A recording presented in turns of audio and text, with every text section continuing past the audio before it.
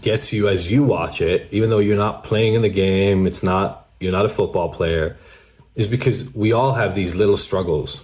And I think the point that he makes in the speech that is so powerful is if you pay attention to the little struggles, that little inch, that next 6 inches in front of your face, it can feel hopeless sometimes.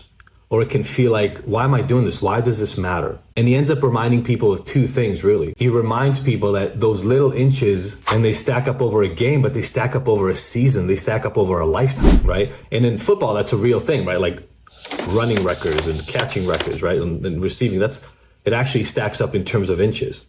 But then he turns it away from looking at what's in front of you, and he says, for you to win that, you've got to believe in the guy next to you, and he's got to believe in you. And you've got to help each other get to that place, because you'll never be able to do it on your own. And then he takes it into the end, which is that's what being in the team is about, especially in sports. And we talked about this. Remember, I talked about working with an NFL coach who had this wrong. If I'm honest with you guys, he had this part wrong. He thought that he could get people to play the game better. But if you think about this thing as a game, you don't care enough. The why in this speech is, how are the little things that I'm doing every day? How are the little movements that I'm making every day? How are they contributing to the end goal, the big mission in my life? I'm gonna go back to Steve real quick, because everybody knows Steve. He became the face. He became this visionary that everybody understood. But Steve was one leader within Apple. I assume most people know this guy. How many people know who this is? There is no Steve Jobs. He would just be a guy delusional, thinking about the future and what he could do. But that's not it either. And that's, if you think about what made Steve's vision so beautiful, is he put these complex things into these pretty little boxes. They may seem dated now, but they weren't dated when he made them, right? They were the best of the best at the time. Being able to fit a personal computer in a single plastic box, right? With that little keyboard right there. Each one of these guys had inches, right? Each one of these guys had to take Steve's vision, believe in it when none of these things had ever been done before, and go execute. And it's a reciprocal relationship. Steve couldn't deliver without these guys couldn't deliver without the vision. And it's to me a beautiful reminder of it's a version of that football team, right? Like, these are the linebackers, these are the running backs, these are the receivers.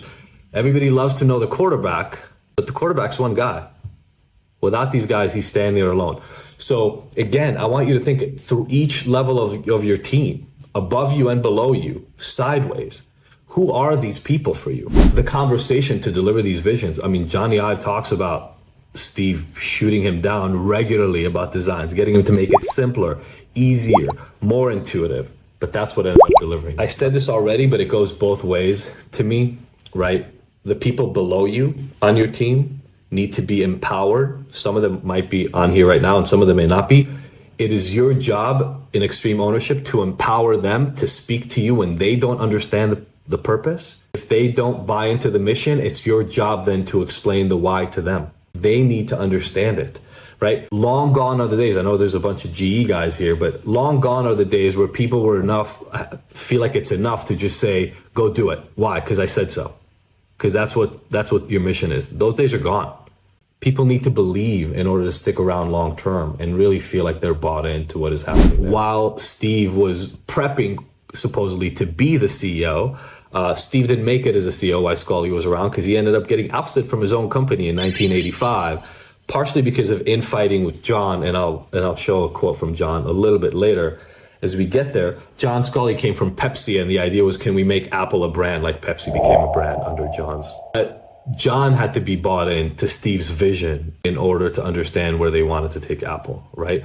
This idea of a brand, computer brand, had not existed before. Nothing like that had existed before. Somebody had to sell them on a concept. Steve, it was because of a misalignment around belief in the vision. Massive misalignment, right? Steve was shooting for the Mac and these kind of like higher performing computers and bringing real massive power to households. It ended up being too expensive. They fought about it and Steve got kicked out.